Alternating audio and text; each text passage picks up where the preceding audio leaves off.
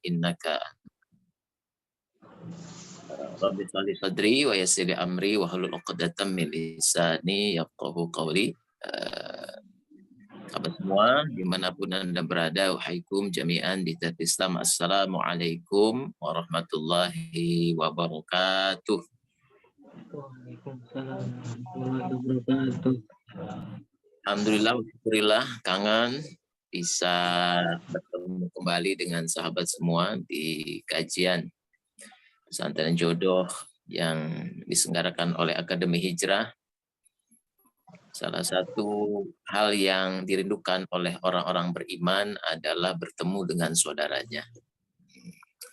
Maka ketika Umar bin Khattab ditanya tentang hal yang ia cintai, yang ia senangi ada dalam kehidupan dunia ini, salah satu jawaban Umar bin Khattab adalah ia berkumpul dengan orang-orang yang beriman kepada Allah Subhanahu wa taala. Ia bertemu dengan saudara-saudaranya. Maka sahabat semua yang dirahmati Allah Subhanahu wa taala, mudah-mudahan Anda semua dimanapun Anda berada punya kumpulan orang-orang yang beriman, orang-orang yang meyakini bahwa hidup ini adalah bekal untuk pulang. Satu komunitas, satu kumpulan yang menjadikan kehidupannya semuanya ada dalam pengabdian kepada Allah Subhanahu wa taala. Orang-orang yang meyakini bahwa di dunia ini kita semua diuji, sehingga karena kita semua diuji, maka kita saling menguatkan satu sama lain untuk bisa melewati ujian itu. Bahwa Anda jomblo itu ujian, berkeluarga juga ujian, memiliki anak ujian, tidak memiliki anak ujian. Anda berada dalam kesehatan saat ini ujian, Anda ada dalam sakit itu juga ujian. Anda mengalami kesehatan fisik paripurna atau Anda mengalami sesuatu pada tubuh Anda, itu ujian. Kekayaan yang Allah titipkan kepada Anda adalah ujian. Juga ketika disempitkan rezekinya ujian. Anda boleh jadi sekarang bekerja ujian, ketika tidak memiliki pekerjaan tetap itu pun ujian.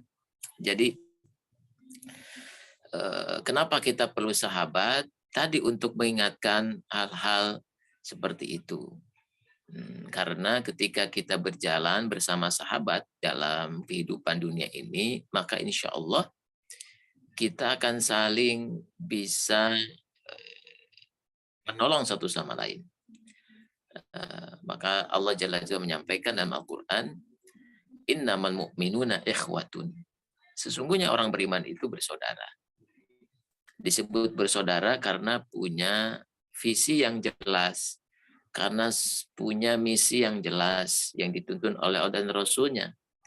Sehingga ketika ketemu dengan saudara yang lain, maka mereka dengan mudah untuk menyamakan frekuensi, menyamakan apa yang akan ditempuh, apa yang akan diprioritaskan dalam kehidupan dunia ini. Kenapa? Karena sama-sama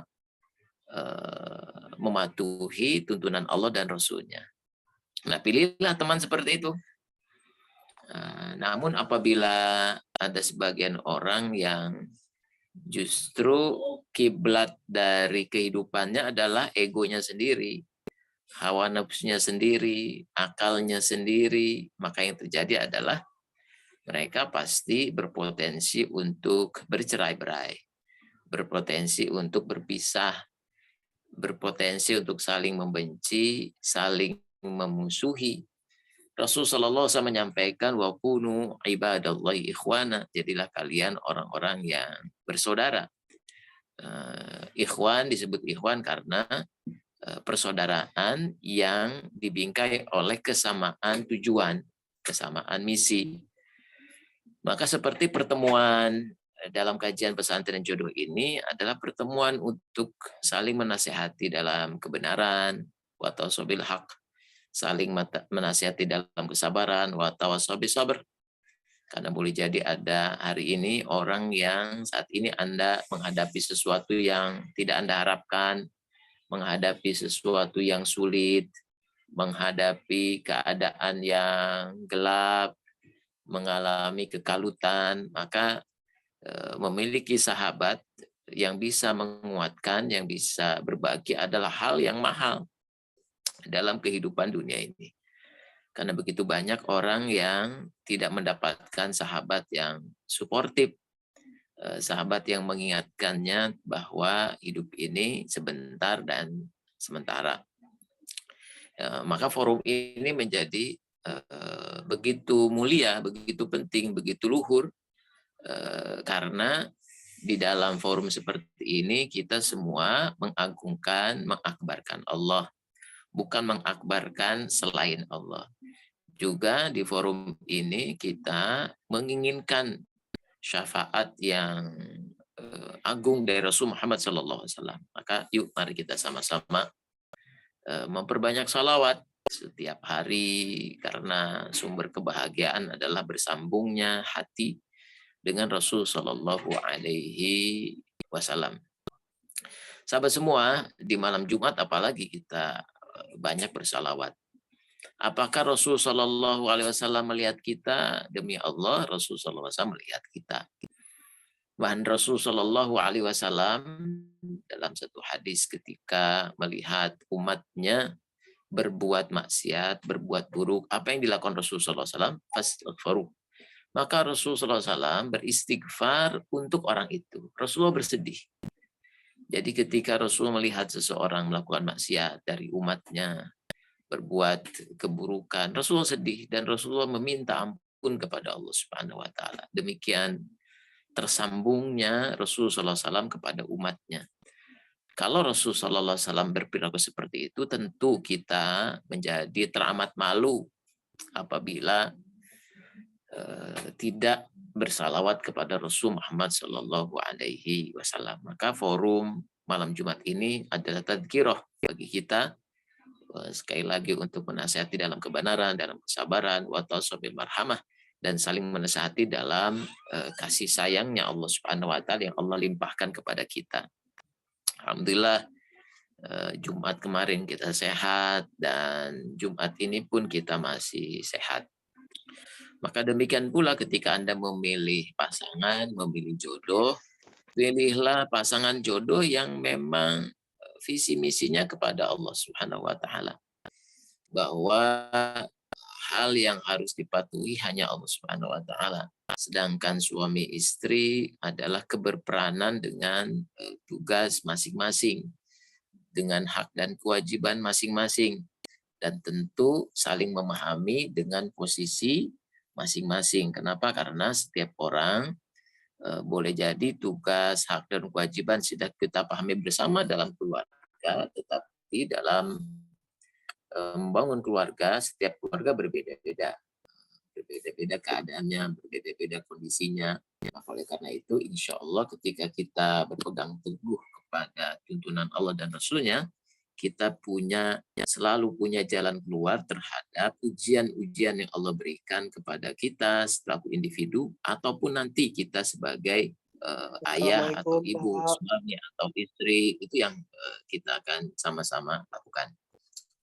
Allahumma sholli wa sallim ala sayyidina Muhammad wa ala sahbihi ajma'in. Baik sahabat semua, saya akan share screen. Izin sudah bisa. Oke. Ya. Kita akan melanjutkan pembahasan tentang kitab Al-Hikam pada malam hari ini. Di bulan sebelumnya, di kajian sebelumnya terkait dengan Al-Hikam, Syekh Ibnu Athaillah menyampaikan kepada kita min alamatil i'timadi 'alal amal nuqsanur raja' inda wujudi zalan. Sebagian daripada tanda bersandar kepada amal adalah berkurangnya harapan tatkala berlaku padanya kesalahan. Sahabat semua, tidak ada manusia yang tidak memiliki kesalahan. Jadi kalau ada orang yang mengatakan kepada orang lain, misalkan ibu, bapak kepada anaknya, atau guru kepada santrinya, atau seseorang kepada orang lain mengatakan, jangan berbuat salah. Oke, jangan berbuat salah. Dalam pernyataan ini ada sesuatu hal yang kalau kita telah keliru. Kenapa? Karena Rasulullah SAW menyampaikan, kullu ibni Adam khata'un. Setiap Bani Adam, keturunan Adam itu bersalah. Artinya setiap kita punya potensi untuk berbuat salah. Berbuat dosa, berbuat maksiat.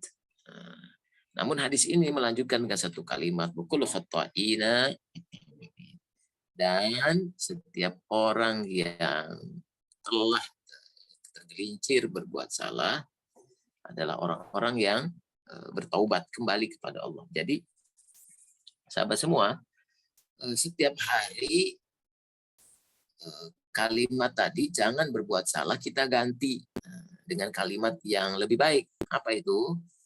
Usahakan tidak berbuat salah. Upayakan tidak bermaksiat kepada Allah. Jadi karena setiap hari kita senantiasa ada dalam ujian. Kita mendapatkan godaan, mendapatkan fitnah. Dan boleh jadi seseorang tergelincir karena hawa nafsunya, bisa jadi tergelincir karena godaan syaitan, tergelincir karena kurangnya ilmu, tergelincir karena lemahnya iman, tergelincir karena teman yang buruk yang mengajak kepada keburukan, atau tergelincir karena paksaan dari atasannya, atau tergelincir karena lingkungan kerjanya buruk, mayoritas menyetujui keburukan. Namun sahabat semua, siapapun yang ada pada kondisi sedang terpuruk, kondisi sedang terjerembab, kondisi yang tidak baik-baik saja, kondisi yang kalut, cemas, gelap, yakinlah bahwa Allah Jalla Jalaluh senantiasa menunggu untuk kembali kepadanya. Jadi jangan pernah berburuk sangka kepada Allah. Jangan pernah berputus asa terhadap rahmat Allah. Jadi salah satu hal yang teramat berbahaya yang terjadi pada diri manusia, diri saya, diri Anda semua adalah ketika berkurangnya harapan Anda kepada Allah. Jadi apapun kondisinya, jangan pernah berkurang harapan Anda kepada Allah yang Maha Kaya, yang Maha Besar, yang Maha Mulia, yang Maha Pengasih lagi Maha Penyayang. Anda sudah berupaya untuk mencari jodoh, tetapi Anda sudah berupaya sekali, 2 kali, 3 kali, 4 kali. Anda menemukan boleh jadi kondisi-kondisi yang tidak nyaman, kondisi yang tidak menyenangkan. Apapun yang terjadi, saya wasiatkan kepada diri saya dan kepada sahabat semua, jangan pernah berputus asa. Jangan pernah menyerah. Jangan berkurang harapannya kepada Allah. Kenapa? Karena kadang, orang itu berkurang harapannya kepada Allah sebab apa? Sebab ia terlalu mengandalkan kemampuan dirinya. Misalkan seseorang ingin lulus, dia sudah belajar sedemikian keras, tapi hasilnya enggak sesuai harapan. Jangan berputus asa. Atau Masya Allah, ada orang berusaha untuk menang. Alhamdulillah nih, cerita yang viral 1-2 hari ini. Bagaimana Indonesia akhirnya mengakhiri puasa 32 tahun. untuk mendapatkan juara 1 dalam event SEA Games. Nah, alhamdulillah setelah 32 tahun berpuasa, tim sepak bola Indonesia qadarullah dengan tim tahun ini memenangkan piala juara 1, memenangkan emas. Jadi pandanglah upaya Anda itu pasti dibalas oleh Allah Subhanahu wa taala. Setiap keringat yang keluar, setiap latihan, setiap pembelajaran, setiap energi yang keluar, setiap pikiran yang Anda betul-betul fokuskan untuk itu, semuanya pasti dibayar tuntas, dibayar sempurna, bahkan lebih baik daripada perbuatan Anda. Nah, orang itu berkurang harapannya karena dia fokus pada kemampuan dirinya. Contohnya ya pemain lawan, pemain Thailand, dia sudah boleh jadi posisinya saya insya Allah menang nih, selalu menang lawan Indonesia. Tapi kondisinya ternyata kalah, terus surut emosi, tidak bisa mengendalikan diri, terjadilah apa yang terjadi. Demikianlah manusia ketika menghadapi berbagai macam hal dalam kehidupan ini. Nah, orang-orang yang kokoh kuat harapannya kepada Allah, dia tidak bergantung kepada amalnya. Jadi dia tidak akan surut ikhtiarnya ketika gagal kuliah misalkan. Atau dia belajar untuk ikut satu ujian masuk kantor dalam satu pekerjaan. Lalu dia gagal, dia tidak akan berkurang harapannya kepada Allah. Dia telah melakukan upaya ta'aruf, dia gagal sekali 2 kali. Jangan berkurang harapannya kepada Allah.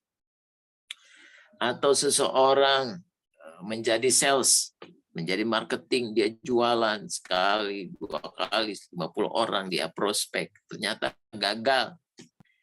Nah, orang yang menghadapkan hatinya kepada Allah, dia tidak berkurang harapannya dari kegagalan-kegagalan yang terjadi. Nah, dia justru mencari hikmah di balik sesuatu yang gagal, sesuatu yang tidak berhasil, sesuatu yang tidak nyaman, sesuatu yang tidak dikehendaki. Ini penting, kenapa? Karena inilah yang membuat seseorang akhirnya jadi gabut, jadi malas, jadi cemas, jadi kesal, jadi kecewa. Nanti ketika berumah tangga pun demikian. Jangan gantungkan amal Anda itu, saya berbuat baik, maka istri saya berbuat baik. Saya sudah all out kepada suami saya harus all out kepada saya. Berarti Anda bergantung kepada amal baik Anda. Seharusnya ketika seseorang berbuat baik kepada suaminya, berbuat baik kepada istrinya, berbuat baik kepada anaknya, dia putuskan harapannya kepada makhluk dari amal yang ia lakukan untuk orang lain. Kalau ia sangkutkan sedikit saja harapan terhadap makhluk dari perbuatan yang ia lakukan, maka bersiaplah untuk kecewa. Bersiaplah untuk sedih. Bersiaplah untuk marah. Bersiaplah untuk kesal. Kenapa? Karena ia gantungkan harapannya kepada amal perbuatannya sendiri. Jadi sahabat semua, ketika seseorang diberikan kesempatan oleh Allah untuk beramal, diberikan kekuatan untuk beramal, maka sesungguhnya Allah menganugerahkan kita anugerah untuk beramal. Itu saja harus sudah membahagiakan kita. Kalau kita berzikir la haula wala quwata illa billah, tidak ada daya, tidak ada upaya kecuali izin Allah Subhanahu wa taala. Ketika kita berzikir dengan zikir ini, dengan pemahaman yang benar, dengan keyakinan yang benar, dengan perasaan yang benar, niscaya kita semua tidak akan bergantung kepada amal soleh. Contoh misalkan Anda menjadi pelatih, menjadi guru, dosen. Ketika yang datang murid Anda cuma 1 orang. Apakah Anda menjadi kecewa, menjadi kurang semangat mengajar ilmu.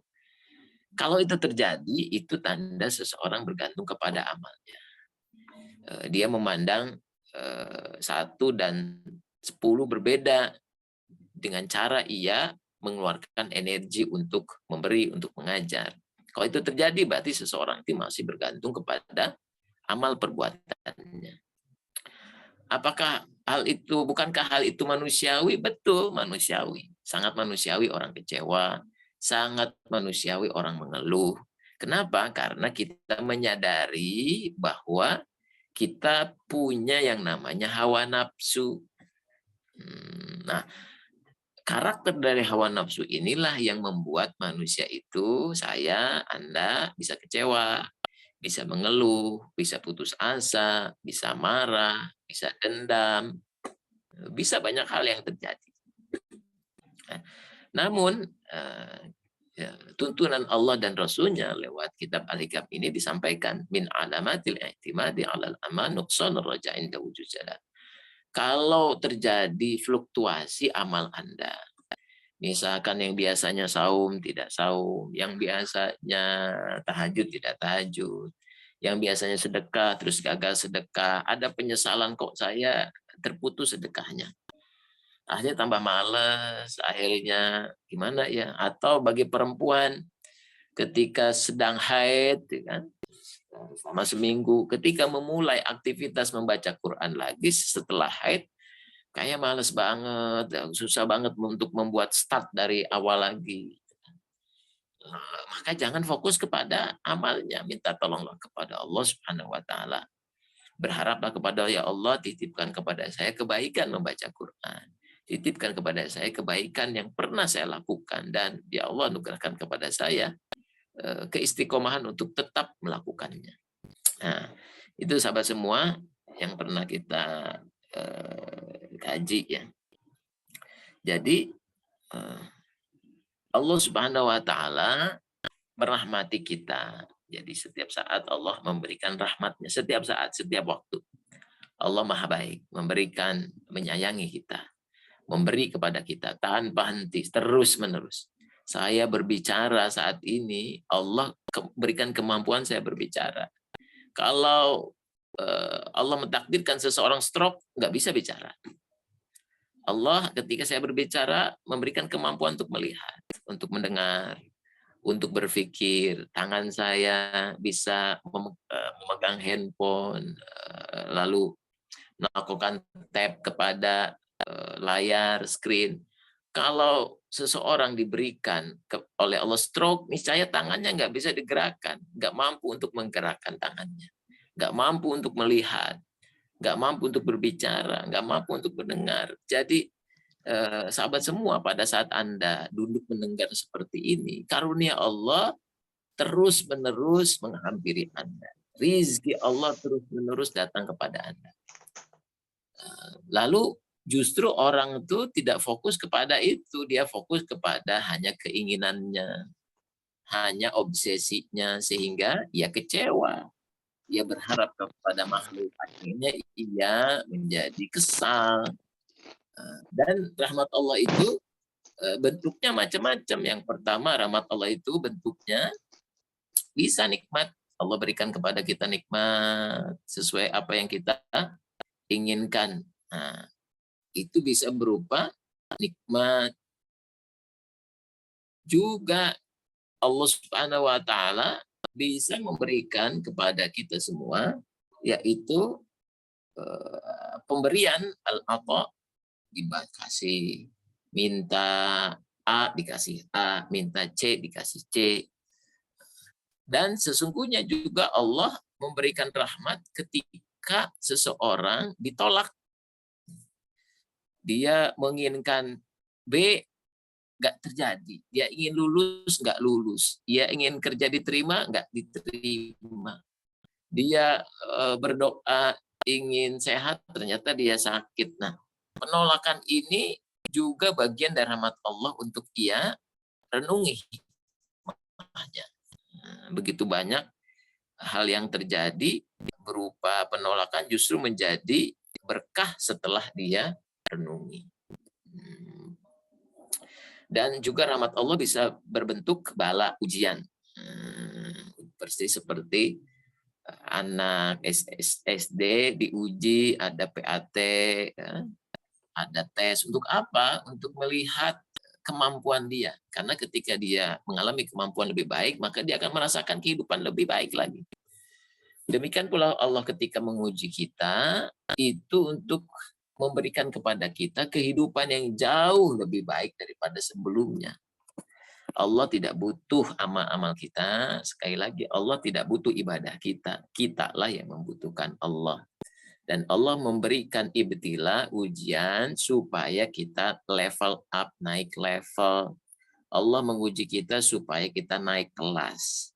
Nah, jadi ketika sehari-hari kita dapat ujian, berbahagia. Bukan justru stres.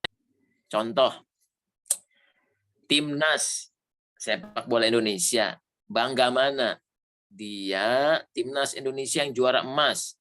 Nah, pekan depan akan menghadapi tim dari kecamatan Kebayoran di Jakarta Selatan. Kira-kira dia lebih senang mana? Timnas akan menghadapi tim U22 dari Argentina. Nah, kira-kira mana yang lebih senang? Oh, timnas U22 pasti lebih senang bertanding dengan timnas Argentina. Bukankah itu berat? Bukankah itu sulit? Kenapa? Karena peringkat mereka jauh lebih tinggi dibanding timnas Indonesia. Tapi kok justru senang? Dapat ujian berat kok senang? Nah, seharusnya kita menyenangi ujian yang datang dari Allah seperti timnas Indonesia yang akan menghadapi Argentina. Biarpun lebih kuat, biarpun juara dunia, justru melihatnya ini kesempatan bagi saya untuk menguji kemampuan saya. Nah, kira-kira coba sahabat semua, ubahlah cara pandang Anda tentang ujian.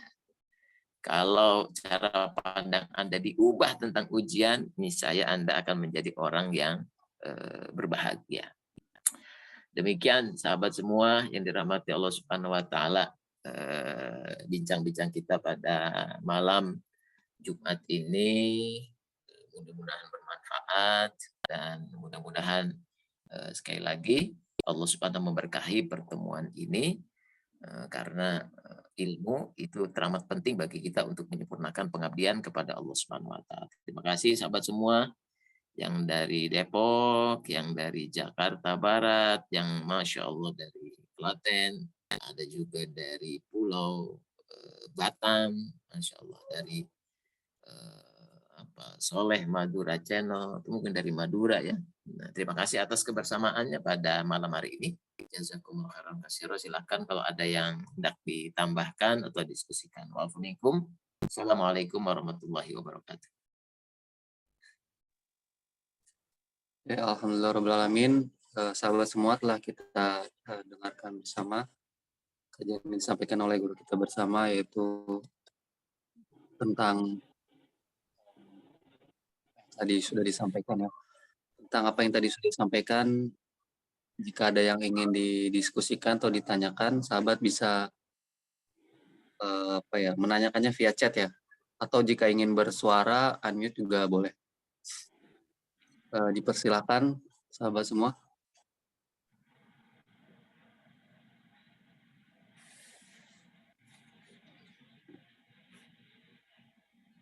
Sepertinya sudah ada dari berbagai daerah ya, ada dari Jakarta, Tuban, Lampung, ya, bahkan ada yang dari Batam ya, ada Kak Isti Batam, ada dari Klaten, Tangerang ya, dan Madura juga ada. Oke, sahabat semua, jika ada yang ingin ditanyakan mungkin bisa disampaikan via chat ataupun nanti via suara juga boleh jika ada yang memang ingin ditanyakan. Silakan, monggo.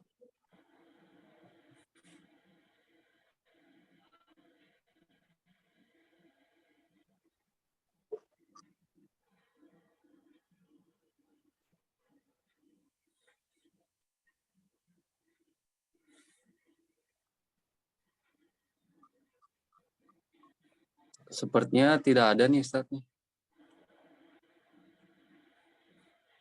Baik, alhamdulillah, syukurillah sahabat semua yang dirahmati Allah Subhanahu wa taala. Insyaallah eh kalau untuk yang tinggal di Jabodetabek kita akan mengadakan kelas Akademi Hijrah seperti biasa yang sudah kita lakukan sejak tahun 2008 ya. Sudah tahun 2008 kita akan mulai kembali karena alhamdulillah pandemi sudah berlalu. Mudah-mudahan di bulan Muharram seperti biasa kita adakan kelasnya. Adakan kelasnya. Ditunggu informasi selanjutnya bagi yang ingin kopdar atau juga selain itu ada kelas-kelas yang pertemuan-pertemuan yang lainnya. Mudah-mudahan bisa bersilaturahim bareng-bareng. Nah, program Zoom ini sebenarnya program yang kita upayakan setelah adanya pandemi. Jadi pandemi ini Masya Allah memberikan hikmah kepada diri saya pribadi sehingga kajian-kajian komunitas-komunitas yang biasa dilakukan di Kopdar, di Jakarta dan sekitarnya ini akhirnya bisa di-up menjadi online seperti ini. Nah, alhamdulillah jadi bisa menyapa dari teman-teman dari Klaten, dari Jogja, dari Sumatera, dan ini bagi kami semua ini satu kebahagiaan karena bisa menyapa, bertemu dengan banyak orang dari berbagai daerah. Dan ketika murid-murid yang ikut kelas sejak tahun 2008, mereka pulang kampung ke Demak, ke Palembang, ke Jambi, ke Sumatera, mereka ke Pontianak. Mereka merasakan, Bang, di sini kami kesulitan untuk membangun komunitas, untuk ketemu dengan orang dengan frekuensi yang sama, misi yang sama. Boleh dong dibikin online. Dari dulu ada harapan itu dan alhamdulillah wasilah pandemi ini akhirnya program online ini bisa menyapa teman-teman yang ada di berbagai tempat ya, berbagai tempat. Mudah-mudahan kita diberikan keistimewaan untuk saling berbagi dan saya ajak juga sahabat semua kalau ingin berkontribusi berbagi dalam kebaikan dalam dakwah dengan kemampuan Anda, sampaikan aja ke admin. Saya punya kemampuan desain, saya bisa bantu untuk berdakwah, bikin teaser, bikin video pendek. Saya bisa bantu admin, boleh. Saya bisa bantu, saya punya bisnis, bisa nggak dikolaborasikan? Saya ingin membantu untuk dakwah, boleh, silakan. Kita sudah banyak sahabat-sahabat yang memang ingin hidup yang sekali sementara sebentar ini menjadi barokah. Dan keberkahan itu tidak melulu sesuatu yang harus besar dulu, harus banyak dulu. Mulailah dari hal yang kecil. Seperti Gurunda Agi menyampaikan 3M. Mulai dari diri sendiri, mulai dari hal yang paling kecil dan mulai saja saat ini. Demikian sahabat semua, jazakumullah khair. Terima kasih. Wallahu a'lam ila aqwamit thoriq wa afu minkum. Assalamualaikum warahmatullahi wabarakatuh.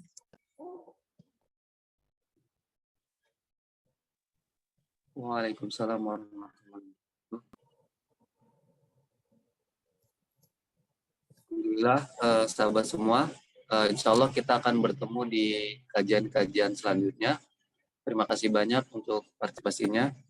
Jangan lupa absen ya. Dan kalau misalkan ada sahabat yang ingin berpartisipasi atau berkolaborasi, bisa hubungi saya atau admin ya di WhatsApp ataupun di chat ini juga nggak apa-apa. Oke, terima kasih banyak sahabat semua. Sampai bertemu di pertemuan-pertemuan selanjutnya. Assalamualaikum warahmatullahi wabarakatuh. Waalaikumsalam warahmatullahi wabarakatuh. Terima kasih. Terima kasih, Ustaz.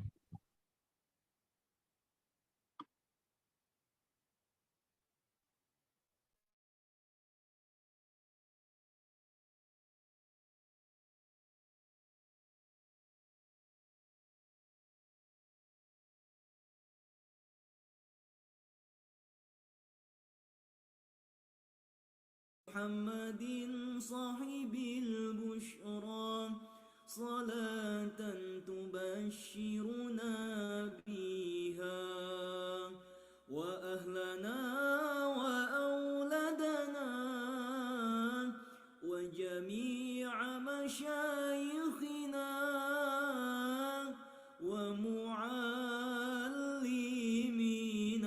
وطلبتنا وطالبتنا من يومنا هذا إلى يوم الآخرة. اللهم صل وسلم على سيدنا محمد صاحب البشرى صلاة تبشرنا بها وأهلنا وأولادنا وجميع مشايخنا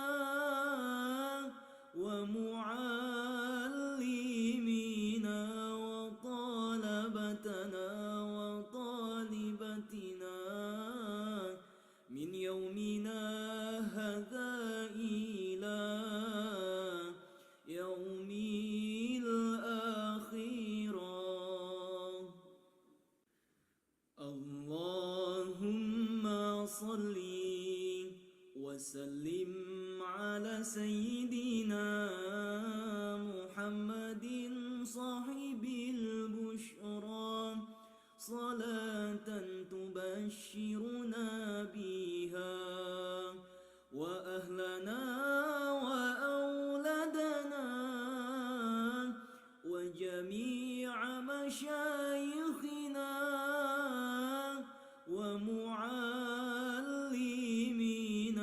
وطلبتنا وطالبتنا من يومنا هذا إلى يوم الآخرة. اللهم صل وسلم على سيدنا محمد صاحب البشرى صلاة تبشرنا بها